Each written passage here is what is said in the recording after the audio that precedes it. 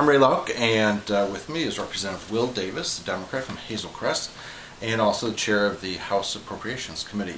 Representative Davis, thank you first of all for spending some time with me. Thank you.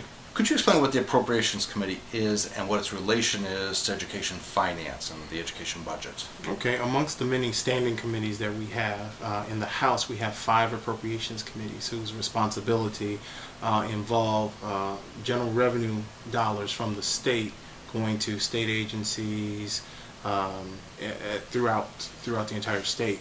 So out of the 5, we have K through 12 appropriations, higher ed appropriations, human services appropriations, general services appropriations, and public safety appropriations. So amongst all 5 of those, all of the state agencies are divided. So our responsibility is to, again, administer the general revenue dollars and some of the other grant lines that fund education throughout the entire state. So out of my committee are grant lines that would include like general state aid, early childhood education, transportation, the mandated categoricals that include special ed lines as well, and a number of grant lines as well that do things like agriculture education, money for the blind, dyslexic populations, bilingual block grants as well. So those dollars are administered out of my committee. Okay, thanks. We'll hear about the state's financial situation. Is the state broke, or are we heading that way? Well, you know, many people say broke. I wouldn't go as far as saying broke. Are we financially challenged? Of course we are. And the reason I say we're not broke is because even though it's out of a different pot of money, the state is still spending dollars, whether it's primarily through contracting. Healthcare and Family Services is in the midst of contracting with a couple of entities to provide Medicaid services to a population of people. Our Department of Transportation is still fixing roads and still repairing bridges and things of that nature. So we're not broke in that sense, but we are financially challenged. But those dollars that come out of our general revenue fund is when we talk about the state's fiscal issues, those are the dollars that we're talking about specifically. And what's going to be the solution to turning this around? Well, obviously, over the last couple of years, we've undergone a number of things that include some reforms to the whole pension system. We've also made cuts. You know, we've reduced our spending in a couple of areas. And while it will require a little bit more of that, I also think that it should involve some other creative ways in which the state will gather the dollars needed.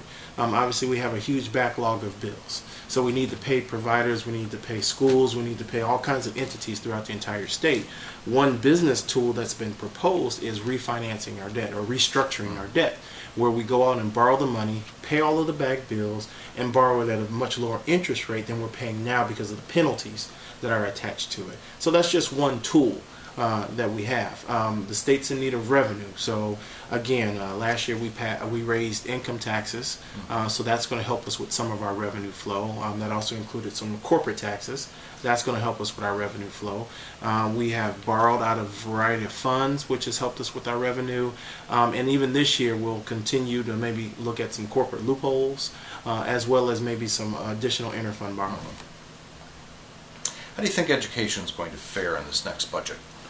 Well, the idea is to try to keep education flat and not to be partisan in the conversation, but what I'm hearing is that in order to try to quote-unquote get our fiscal house in order, the Republicans are suggesting that maybe we pay the backlog of bills first. But if we're not bringing or putting new revenue on the table to do that, what it's going to result in is the amount of revenue that we have. We're going to take, looking at approximately $800 million off the top to pay that backlog of bills. So if you just look at it in a very simplistic way, if you have less money, then things are going to get cut. You're going to have less money to spend in your appropriations committees, which means you're going to have to make hard decisions on what gets cut or what doesn't get funded. But that's kind of where our challenge is right now. How long do you think that it'll be before the state's financial situation really turns around? I mean, it's going to take a little while. I mean, it didn't happen overnight, nor is it going to turn around overnight. But what it's going to require is, some decisions to be made, particularly on the pensions. The state is behind in its pension payments, and I know that's one of the areas that they're looking to make some significant reforms to try to help with our overall financial situation, as well as looking at reducing our spending. We've reduced headcount here in the state.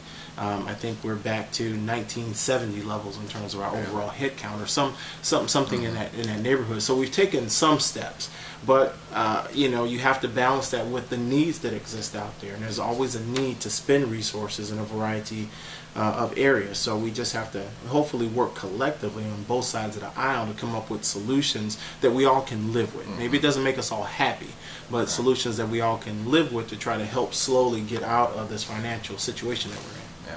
Yeah. And given that it's going to take some time before we really get out of that situation, what's the best advice that you'd give schools in order to kind of prepare for and survive these next 3 years or so? Well, I would at the minimum, and again, I obviously I'm not a school board member, and I understand that, but be conservative as much as you can. Where you can conserve dollars, try to hang on to the dollars just so you're prepared. I mean, there's some conversation now about suggesting that districts pick up pension payments now. And what I've heard from some districts is that while we're discussing it right now, and whether or not it does or does not happen, some districts are already starting to plan financially for potentially what that could be. Not only just what they're doing fiscally in-house, but also they're making suggestions to the legislature about the possibility of maybe phasing in some of those dollars. But what it also requires, and I can agree with this, is that let's make sure that schools are current. Before we ask them to do something, let's make sure that we've done what we're supposed to do and that schools are current.